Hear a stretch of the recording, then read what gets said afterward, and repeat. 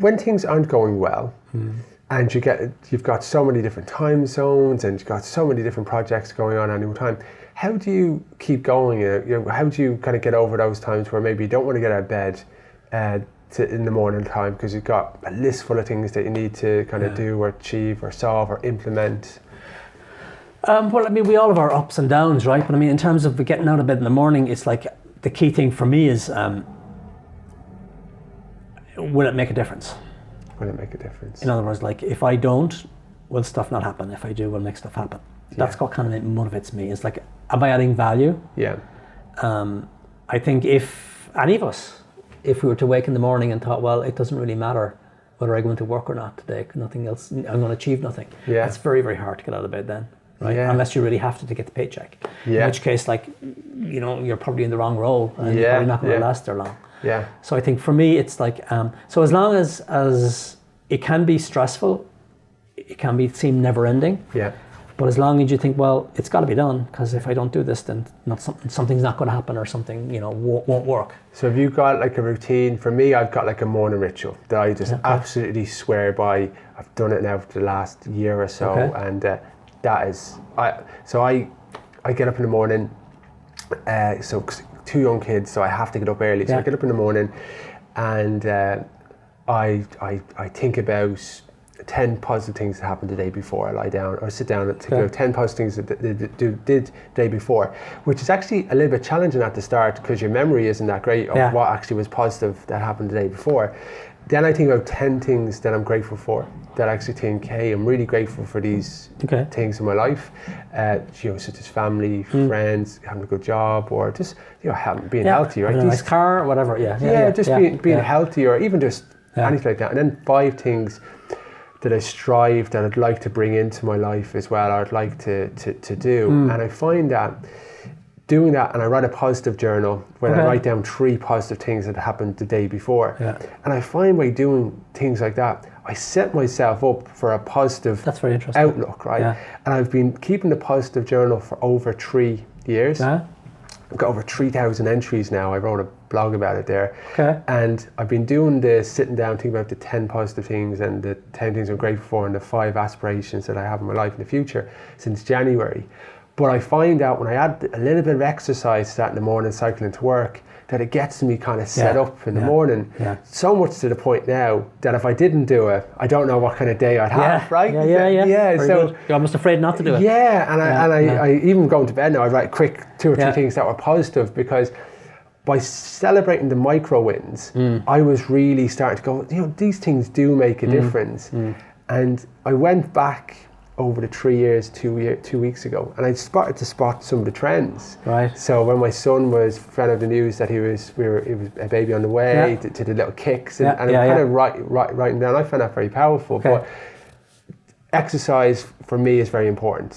Like even cycling or doing 15 minutes pull-ups or whatever, that gets me out of the overwhelm stage. Have you got? I mean, exercise is good. I mean, a good workout in the gym, definitely. In the morning, preferably. It's kind of hard to get up, but when you're there, it's great. And when you get into work, you feel great. I'm maybe not as disciplined as you in terms of recording stuff. But what I do in terms of planning today, I still use pen and paper. So you see my book here, right? It's basically, and what I do is like, here's the things I need to get done tomorrow. And I fill it in before I leave work. In the morning I come in and I prioritize it. And I've got this kind of special kind of coding that basically says, okay, I'm going to have to push that till tomorrow, or I'm going to have to, and what I find then is if I'm pushing stuff to tomorrow 3 days in a row, it's like, well, why am I doing that? Is it because I don't want to do it? Is it because it's hard work and my skill isn't in that area and maybe somebody can help me with that? Or is it that it's not important enough? So I basically have a kind of a longer term backlog that I just say, well, it's not getting done on a day-to-day basis, so let me put it on my longer term backlog that I may or may never get to. Have you read The One Thing? No, I haven't. So I put on my blog several books to read that I really believe in, but I think you would like The One Thing. And it pretty much says that you probably do one thing in your job that adds the most value, right? And we can sometimes get sidetracked on doing other things that you think are important, but aren't. Yeah. So if you come in and you just focus on time blocking, just doing that one thing particularly well, everything else will just work itself out. And we naturally don't want to do those aspects that keep getting on the other list, but they might be important, but you found yourself on a journey of doing stuff to please other people that are relevant. And in this book, it really simplifies it, right? So stay focused on what you're good at. Focus, say what you're good at, hiding just to do that task.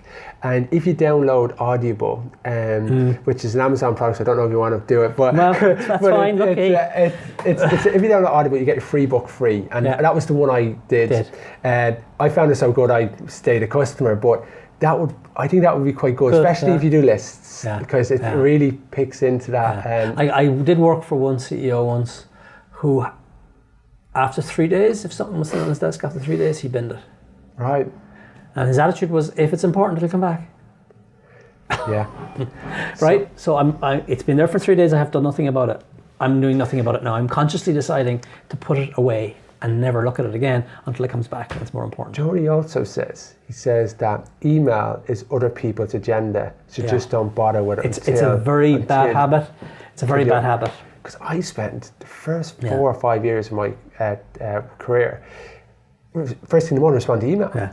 But what it says is, don't do that. Yeah. Set out everything you need to do, go and do that, and then respond in certain allocated time. Yeah. Because if it's a discipline thing you need to do. And I think I haven't cracked it yet, to be honest with you, because when I'm done now, I'm going to go back to my desk and there's going to be an email there, and chances are, if it's easy, I'll answer it.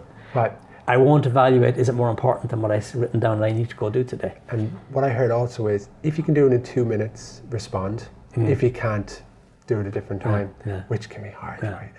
So I think, I've heard that, like, first thing in the morning, lunchtime, and before you leave, clear your email, but then have blocks of time where you just don't look at your email. Yeah, so I'll send you on that, the details. The one thing.